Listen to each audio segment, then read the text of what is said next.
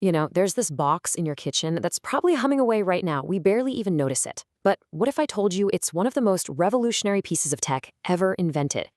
An invisible force that completely reshaped our world, from the food we eat to the length of our lives. We're talking about refrigeration. And honestly, its story is incredible. So let's get into it. I mean, really, try to picture it for a second. A world where food goes bad in a day or two, where life-saving vaccines and medicines can't be kept stable, where huge parts of our planet are basically unlivable because of the heat. It sounds wild, but that world I just described, that was normal for almost all of human history. The ability to just make things cold on demand is incredibly new. For thousands of years, if you wanted to cool something down, you were fighting nature itself. Cold was a luxury, a resource that was seasonal, hard to get, and only available in certain parts of the world.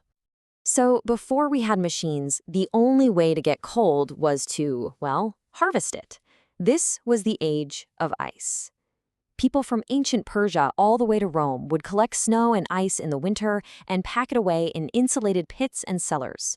But let's be real, this was not something your average person had access to. Yeah, just like this quote says, this was a job for the wealthy. It was exclusively for the elite. I mean, think about it. You needed the land to build a big ice house, you needed access to a clean lake or river, and you needed a whole crew of people to do the backbreaking work of cutting and hauling these massive blocks of ice. Just try to imagine the sheer effort. You're out on a frozen lake at dawn, hacking away at these huge, heavy slabs of ice. Then comes the grueling work of dragging them back to an ice house where you'd have to carefully pack each one in straw, just hoping, praying it would last through the summer. And if it melted too soon, tough luck. You just had to wait for the next winter. And of course, where there's a demand, an entrepreneur will show up. Enter a guy named Frederick Tudor, the Ice King.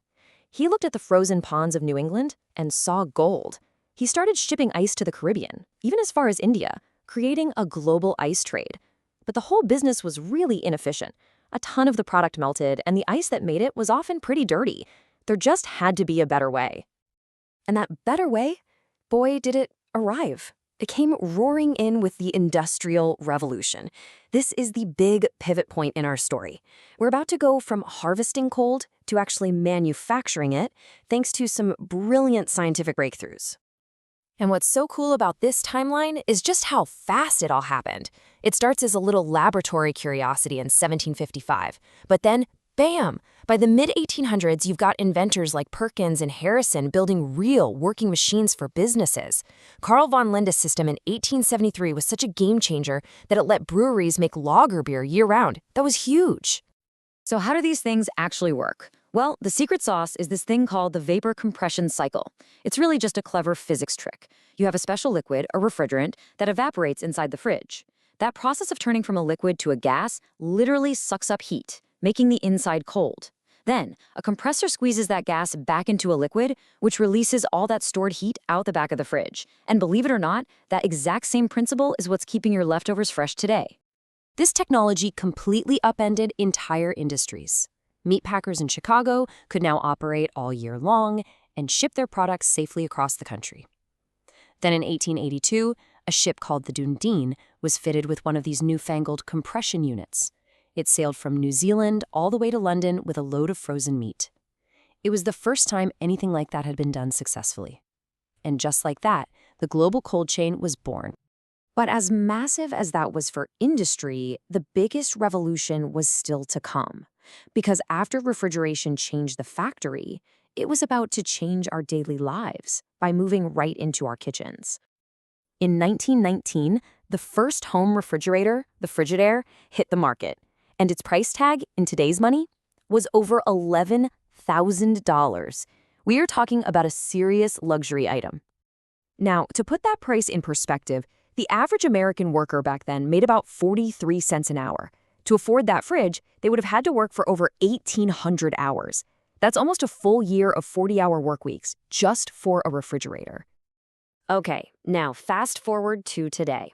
A much bigger, way more efficient stainless steel fridge costs the average American just under 58 hours of work. I mean, what a transformation. It perfectly shows how a technology goes from an impossible luxury to a normal household appliance. And once that box was in the kitchen, it changed everything. You didn't have to go grocery shopping every single day anymore. The whole idea of leftovers became a thing. People's diets got way more interesting because fresh meat, milk, and produce could last for days instead of hours. It fundamentally reshaped family life and freed up a huge amount of time. But this was about so much more than convenience. It was a revolution in public health. Here's why. You've got two basic types of bacteria. You've got spoilage bacteria. That's the stuff that makes food smell bad or look gross. Then you've got pathogenic bacteria. These are the sneaky ones. They're invisible, they don't have a smell, and they're what cause food poisoning. And what the refrigerator does so brilliantly is it slows down the growth of both. It keeps food below 40 degrees Fahrenheit out of what's called the danger zone. In that zone, the invisible bad guys can double in number every 20 minutes. So by dramatically reducing foodborne illness, the refrigerator became this incredible public health tool that directly helped us all live longer, healthier lives. So that brings us to the world we live in now, a world where our entire global system is built on coal. But as we're about to see, all this progress has created some new, unexpected problems. The way we use coal today is just astounding. It's the backbone of our global food supply. It's essential for cryogenic medicine, for supercooling organs for transplants, and even for keeping sensitive instruments from failing on spacecraft. We've literally gone from hacking blocks of ice to building the future. But here's the paradox. In parts of the world without a reliable cold chain, about 40% of food spoils before it even gets to people. Refrigeration should solve that, right? Well, here's the weird thing. In countries with fridges in every home, we waste 30 to 40% of our food anyway. It seems the fridge didn't eliminate waste, it just moved the problem from the farm to our kitchen. And then there's the big one, the environmental cost. The first chemicals we used, CFCs, turned out to be tearing a hole in the ozone layer. So we banned them. But their replacements, HFCs, are incredibly powerful greenhouse gases. Some are literally thousands of times worse for the climate than carbon dioxide. So when you take a step back, the journey is amazing. From chopping ice out of a frozen pond to developing space-age cryogenics, we have truly built our modern world on the ability to control temperature. And that is not an exaggeration. Our food system, our healthcare, our sprawling cities, our exploration of the final frontier, all of it depends on this invisible, humming technology that we so often take for granted. Which brings us to the final, really important question. This technology has given us so much, but now we have to reckon with its costs. So the challenge is, how do we innovate again?